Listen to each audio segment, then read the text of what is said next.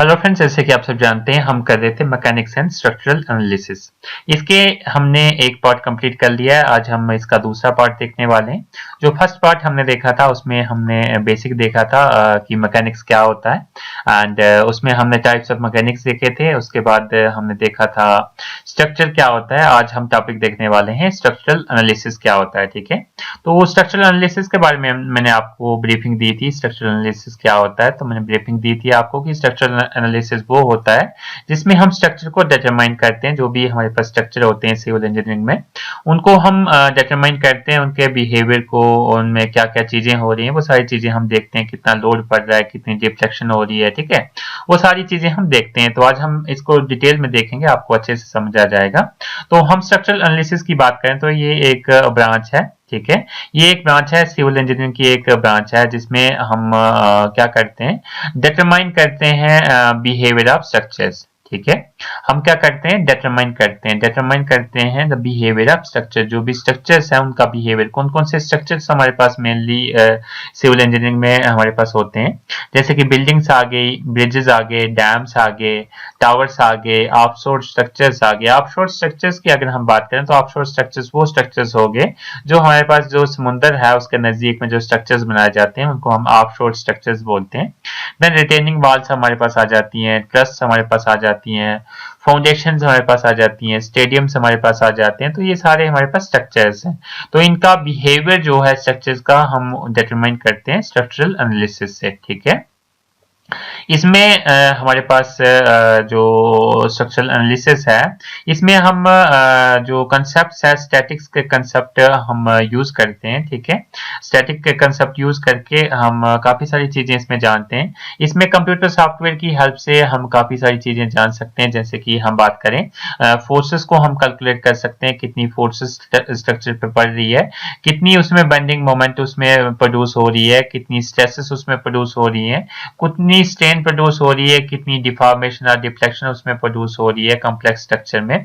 तो वो सारी हम कंप्यूटर सॉफ्टवेयर की हेल्प से और अपनी जो भी हमारी जो ऑब्जर्वेशन है उसकी हेल्प से वो सारी चीजें हम निकाल सकते हैं। और बहुत सारे स्पेसिफिकेटेड इंस्ट्रूमेंट भी इसमें हमारे पास यूज होते हैं। जैसे कि टेस्टिंग के लिए हमारे पास काफी सारे इक्विपमेंट इसमें यूज होते हैं। ठीक है, तो वो हम सारा कर सकते हैं स्ट्रक्चरल एनालिसिस में। ठीक है, काफी सारे सॉफ्टवेयर भी यूज होते हैं स्ट्रक्चरल एनालिसिस के लिए, जैसे कि ऑटोकैड आ गया, स्टैट प्रो आ गया। ठीक है, तो ये काफी सारे सॉफ्टवेयर हमारे पास यूज होते हैं, वो बात की बात है। ठीक है, अच्छा, जो भी स्ट्रक्चरल एनालिसिस है हमें प्रोवाइड करता है स्ट्रक्चरल डिजाइन। अगर हम स्ट्रक्चरल को एनालाइज करेंगे अच्छे से कि कितना लोड पड़ रहा है, कितनी उसमें डिफ्लेक्शन हो रही है, कितनी उसमें स्ट्रेसेस जनरेट हो रही हैं, कितने उसमें स्ट्रेन जनरेट हो रही हैं, वो हम सारा जानने के बाद हम स्ट्रक्चर को डिजाइन कर सकते हैं कि हमें जो स्ट्रक्चर बनाना है वो किस तरीके का स्ट्रक्चर हो, वो हम देख सकते हैं। अगर हम बात करें स्ट्रक्चर की, तो स्ट्रक्चर जो है स्टैटिकली डिटर्मिनेट भी हो सकता है और स्टैटिकली इनडिटर्मिनेट भी हो सकता है। ठीक है, दो टाइप के स्ट्रक्चर हमारे पास होते हैं, एक स्टैटिकली डिटर्मिनेट, एक स्टैटिकली इनडिटर्मिनेट। ठीक है, स्टैटिकली डिटर्मिनेट क्या होता है और स्टैटिकली इनडिटर्मिनेट क्या होता है वो हम डिस्कस कर लेते हैं। अगर हम बात करें स्टैटिकली डिटर्मिनेट की, तो स्टैटिकली डिटर्मिनेट होता क्या है हम बात करें। यहाँ पे कुछ इसकी जो डेफिनेशन है वो दी है। इस डेफिनेशन को देखने से पहले मैं आपको बता दूं कि हमारे पास इक्विलिब्रियम की इक्वेशंस होती हैं। ठीक है, हमारे पास इक्वेशंस होती हैं इक्विलिब्रियम की, equations of equilibrium, equations of equilibrium, equilibrium. तो जो इक्विलिब्रियम की हमारे पास इक्वेशंस होती हैं वो तीन होती हैं, थ्री नंबर्स होती हैं, तीन नंबर्स होती हैं इक्विलिब्रियम की इक्वेशन। वो होती है हमारे पास summation of horizontal forces equal to zero, summation of vertical forces equal to zero and summation of moment equal to zero. ये हमारे पास तीन फोर्सेस रहती हैं जो इक्विलिब्रियम की इक्वेशंस, सॉरी, ये इक्विलिब्रियम की तीन इक्वेशंस हैं। इनके कितनी इक्वेशंस हैं, एक दो तीन। ठीक है, तो स्टैटिकली डिटर्मिनेट स्ट्रक्चर वो वाले स्ट्रक्चर होते हैं जिन स्ट्रक्चर में हमारे पास क्या होते हैं, जो अननोन फोर्सेस होती हैं वो किसके बराबर रहती हैं, वो स्टैटिकल इक्विलिब्रियम इक्वेशन के बराबर रहती हैं। ठीक है, जो भी हमारे पास अननोन फोर्सेस होती हैं जो हमने डिटरमाइन करनी होती है by using the equations of static equilibrium. ठीक है, जो भी हमारे पास इक्वेशंस है स्टैटिक इक्विलिब्रियम की, अगर इन स्टैटिक इक्विलिब्रियम से हमारे पास जो फोर्सेस अननोन फोर्सेस हैं वो निकल जाती हैं, तो हम बोलेंगे कि स्ट्रक्चर क्या है, स्टैटिकली डिटर्मिनेट स्ट्रक्चर है। ठीक है, जैसे कि इसकी एग्जांपल है कैंटिलीवर बीम है, सिंपली सपोर्टेड बीम है, ये इसकी एग्जांपल है स्टैटिकली डिटर्मिनेट स्ट्रक्चर की। तो ये आपको रिमेंबर कर लेना है कि जो स्टैटिकली डिटर्मिनेट स्ट्रक्चर है वो कैंटिलीवर बीम है और सिंपली सपोर्टेड बीम है और भी है, वो आगे हम डिस्कस करेंगे। ठीक है, और स्टैटिकली इंडिटरमिनेट स्ट्रक्चर क्या होता है, वो वाला स्ट्रक्चर जिसकी अननोन फोर्सेस हम इन इक्वेशन से नहीं निकाल सकते। जो ये तीन इक्वेशंस हैं, इन तीन इक्वेशन से अगर हम जो अननोन फोर्सेस है स्ट्रक्चर की वो नहीं निकाल पाते, तो उस स्ट्रक्चर को हम बोलते हैं स्टैटिकली इंडिटरमिनेट स्ट्रक्चर। ठीक है, तो अगर आपने डेफिनेशन लिखनी हो तो ये आप यहाँ पे ऐसे लिख सकते हो कि if all of its unknown forces can be, यहाँ पे कैन बी लिखा है स्टैटिकली डिटर्मिनेट के लिए। अगर आपने स्टैटिकली इंडिटरमिनेट लिखना है तो इसमें यहाँ पे आ जाएगा can not be, can not be, can not be, cannot be determined by using only using the equations of static equilibrium। ठीक है, तो वो आ जाएगा हमारे पास स्टैटिकली इंडिटरमिनेट स्ट्रक्चर। ठीक है, आई होप आपको समझ में आ गया होगा। फिर से मैं एक बार रिपीट कर लेता हूं कि जो स्टैटिकली डिटरमिनेट स्ट्रक्चर्स होते हैं उनमें जो भी अननोन फोर्सेस हैं वो हम कैलकुलेट कर सकते हैं। ये जो हमारे पास तीन इक्विलिब्रियम की इक्वेशंस हैं उनसे हम कैलकुलेट कर सकते हैं, लेकिन स्टैटिकली इंडिटरमिनेट स्ट्रक्चर में जो ये तीन इक्विलिब्रियम की इक्वेशंस होती हैं इनसे हम जो भी अननोन फोर्सेस है वो कैलकुलेट नहीं कर सकते। ठीक है, आई होप आपको ये समझ में आ गया होगा कंसेप्ट। फिर भी आपको कोई डाउट हो आप कमेंट सेक्शन में पूछ सकते हैं। नेक्स्ट हमारे पास इंपॉर्टेंट टॉपिक है रिजिड बॉडीज। ठीक है, अगर हम रिजिड बॉडीज की बात करें तो रिजिड बॉडीज क्या होती है, मैं पहले आपको ब्रीफिंग दे देता हूं, उसके बाद हम कुछ पॉइंट देखेंगे, इंपॉर्टेंट पॉइंट है। जैसे कि हमारे पास मैं एक रॉड ले लेता हूं, एक ये हमारे पास रॉड है, ये मान लेते हैं स्टील रॉड है या फिर कोई भी रॉड है। ठीक है, तो रिजिड बॉडी क्या होगी, मान लेते हैं एक बॉडी है, तो हम इसको रिजिड बॉडी बोलेंगे या नहीं बोलेंगे हम देख लेते हैं। रिजिड बॉडी वो वाली बॉडी होगी जिसपे हम अगर फोर्सेस लगा दें, किसी तरीके से भी फोर्सेस एक्सटर्नल फोर्स लगाएं, मान लें यहां से लगा दें या यहां से लगा दें, कहीं से भी लगा दें। ठीक है, तो अगर हम फोर्स लगा रहे हैं तो ये जो बॉडी है इसकी अगर शेप चेंज हो रही है तो वो रिजिड बॉडी नहीं है। अगर फोर्सेस लगाने के बाद ये फोर्सेस लगा रहे हैं, एक या दो कितनी भी फोर्सेस लगा रहे हैं, अगर इसकी शेप चेंज हो रही है, अगर शेप जो है वो चेंज हो रही है तो वो रिजिड बॉडी नहीं है। ठीक है, अगर शेप चेंज नहीं हो रही है, ठीक है, अगर नो चेंज, शेप चेंज नहीं हो रही है फोर्सेस लगाने के बाद, तो वो क्या है, रिजिड बॉडी है।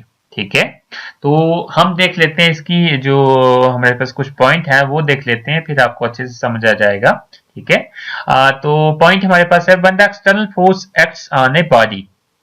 ठीक है, जब हमारे पास एक्सटर्नल फोर्स एक्ट करती है या फिर हम एक्सटर्नल फोर्स लगाते हैं एक बॉडी पे, तो जो डिस्टेंस है between the two points on the body does not change. जो डिस्टेंस है दो पॉइंट्स के बीच में, मान लेते हैं कि ये जो डिस्टेंस है दो पॉइंट्स के बीच में, अगर ये चेंज नहीं करे तो उस बॉडी को हम बोलेंगे रिजिड बॉडी। ठीक है, उस बॉडी को हम क्या बोलेंगे, रिजिड बॉडी की, जिसमें एक्सटर्नल फोर्स लगाने के बाद जो दो पॉइंट का डिस्टेंस है, मान लेते हैं कि ये पॉइंट है, ये पॉइंट है, इन पॉइंट का डिस्टेंस अगर चेंज नहीं करता है उसको हम बोलते हैं रिजिड बॉडी। जैसे कि मान लेते हैं ये फोर्स हमने लगाई तो ये बॉडी आगे, सिंपली जैसे मैं आपको दोबारा यहाँ से बता देता हूँ, एक ही फोर्स लग रही है। रिजिड बॉडी का मतलब क्या हुआ, यहाँ से अगर फोर्स लग रही है तो ये बॉडी क्या है, आगे मूव करेगी, ऐसे आगे मूव करेगी, ये इसकी जो लेंथ है वो चेंज नहीं होगी, तो उसको हम बोलेंगे rigid body.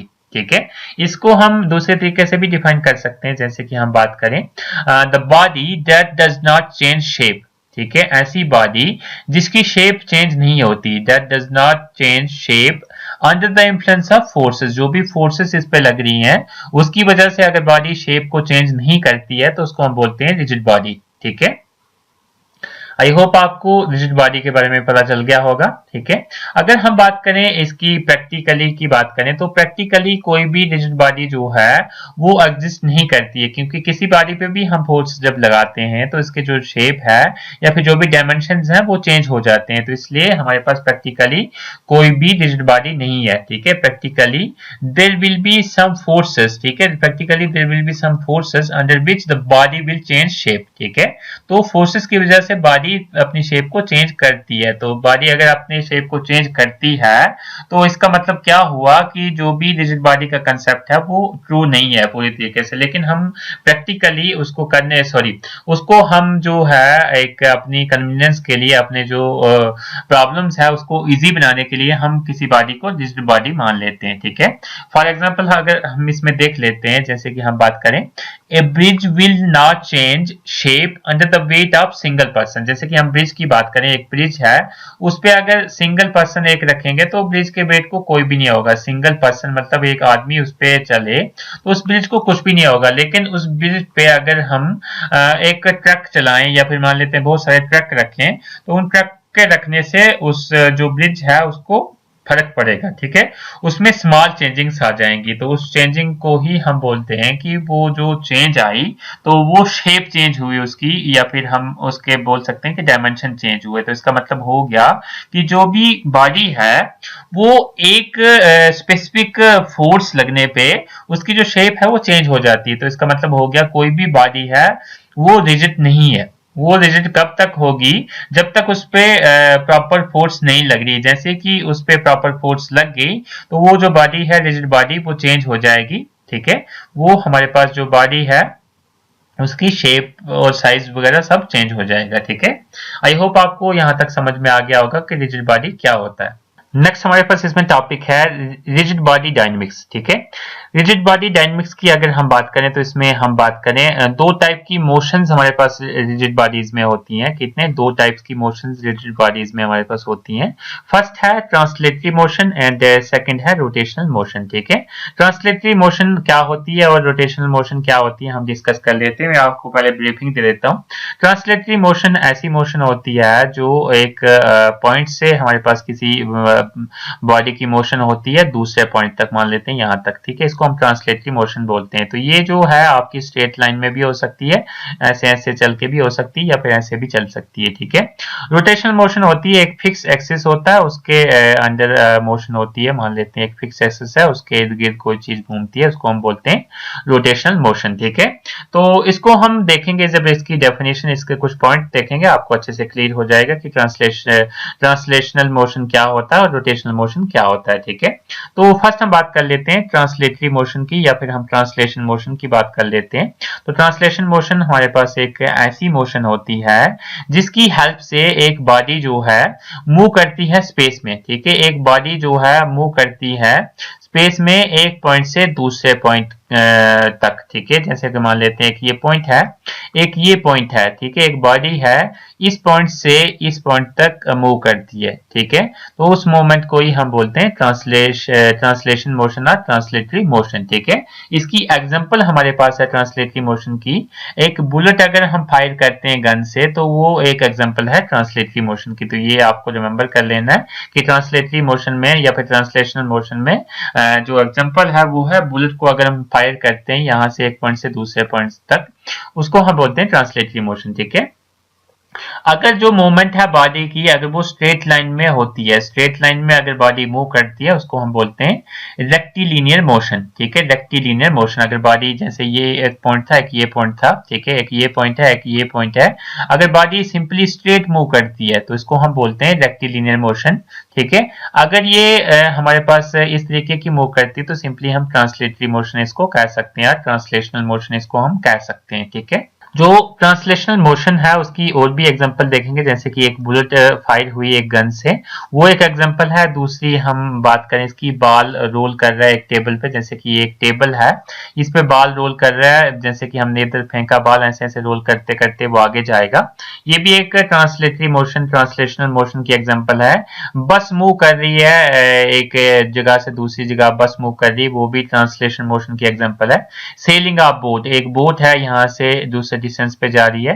Walking of a dog, एक मतलब डॉग है इधर से इधर जा रहा है, ये भी एक पॉइंट से दूसरे पॉइंट तक मोशन हो रही है। ठीक है, then plant is shaken by a person. ठीक है, एक प्लांट है जिसको एक पर्सन ने हिलाया, वो भी एक ट्रांसलेटरी मोशन है। ठीक है, a stone falling straight at the surface of earth. ठीक है, जैसे कि एक स्टोन है ऊपर से आया, फेंका किसी ने, जैसे कि मतलब ऊपर से फेंका वो सीधा अर्थ पे आया, वो भी एक ट्रांसलेशनल मोशन है। Then a coin moving over A carrom board, ठीक है, कैरम बोर्ड पे जो कॉइन मूव करता है वो भी ट्रांसलेशनल मोशन है, ठीक है। आपको ट्रांसलेशनल मोशन की यहाँ पे एग्जांपल समझ में आ गई होंगी। आपको ये रिमेंबर रख लेनी है एग्जांपल्स, ये क्वेश्चन एग्जाम में आ सकता है कि ट्रांसलेशनल मोशन क्या होती है। उसकी एग्जांपल आपको दी जाएंगी, आपको पहचाननी है कौन सी एग्जांपल करेक्ट है, ठीक है। ये एग्जांपल आपको देख लेनी है। Plant is shaken by a person, एक प्लांट है जिसको शेक किया पर्सन ने, वो भी क्या है, ट्रांसलेशनल मोशन है। नेक्स्ट है हमारे पास रोटेशनल मोशन, ठीक है। अगर हम बात करें रोटेशनल मोशन की, तो जैसे कि मैंने आपको बताया रोटेशनल मोशन एक सर्कुलर मोशन की टाइप है, ठीक है। It is a type of common type of circular motion, जैसे कि मैंने आपको बताया था।